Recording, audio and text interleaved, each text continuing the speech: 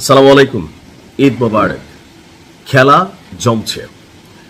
আমি প্রথমে ভাবছিলাম যে ইরান আসলে একটা সিদ্ধান্ত নিবে, তবে এই টাইপের হুলস্থুল সিদ্ধান্ত নিবে সেটা অনেকে বোঝেন নাই। যদি শুনতে ভালো লাগে তাহলে যারা ইরানের ফলোয়ার আছেন ভিডিওটা সর্বোচ্চ শেয়ার করবেন। কথা বলছি, গতকালকে আপনাদেরকে বলছিলাম যে ইরান একটা বিশেষ প্যারাট্রুপার ফোর্স এটা নিয়োগ করছে কোথায়? ইরানে। অর্থাৎ প্যারাশুটে করে প্রায় ২৫০০ মার্কিন সেনা ইরানে অবতরণ করবে। এমনকি বিমান ঘাঁটি, ক্ষেপণাস্ত্র ভান্ডার বা আরো বিভিন্ন যে গুরুত্বপূর্ণ জায়গাগুলো আছে সেগুলো তারা দখল করবে বা ইরানকে কার্যত অকার্যকর করে ফেলবে। তো প্রশ্ন হচ্ছে, ইরান কি বৈশা বৈশা আঙ্গুল চুষবে? মধ্যপ্রাচ্যের বিভিন্ন ঘাঁটিতে তারা পাঠাবে ৭৫০০, ২৫০০ আসবে আকাশপথে ওইটা, অর্থাৎ ১০,০০০। তো সেই ১০,০০০ সেনার বিপরীতে মার্কিন যুক্তরাষ্ট্রের ১০,০০০ সেনার বিপরীতে ১০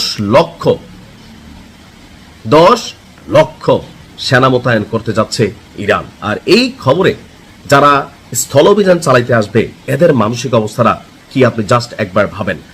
যুক্তরাষ্ট্রের সম্ভাব্য স্থলপথের আক্রমণকে প্রতিহত করতে ১০ লাখ যোদ্ধা মোতায়েনের ঘোষণা দিয়েছে ইরান। মানে শব্দ শুনেই একটা কাঁপুনি চলে আসছে। তেহরান যে কোনো ধরনের মার্কিন স্থল অভিযানকে আত্মঘাতী পদক্ষেপ হিসাবে বর্ণনা করে দেশ জুড়ে আপনার মানে বিশেষ একটা সামরিক প্রস্তুতি শুরু করে দিয়েছে।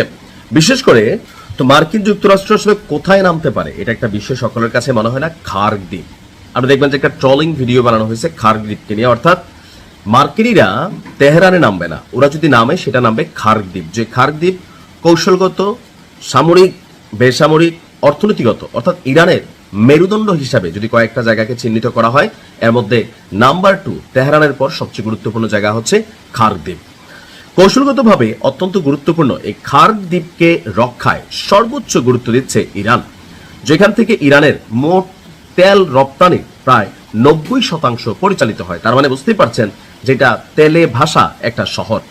ইরানের বার্তা সংস্থা তাসনিম নিউজ তাদের যে প্রতিবেদনটি, তাদের সামরিক সূত্র বলছে যে আপনার খার্গ দ্বীপের দক্ষিণাঞ্চল দিয়ে অর্থাৎ দক্ষিণ ফ্রন্ট দিয়ে মার্কিনিরা যদি কোনো ধরনের স্থল অভিযান বা স্থলযুদ্ধে জড়ানোর চেষ্টা করে সেটা হবে একটা ঐতিহাসিক বোকামি, এবং ইরানি ভূখণ্ডে আমেরিকান বাহিনীর জন্য একটা ঐতিহাসিক নরক তৈরি করতে দেশটির পদাতিক বাহিনী সম্পূর্ণ প্রস্তুতি কমপ্লিট করে ফেলেছে।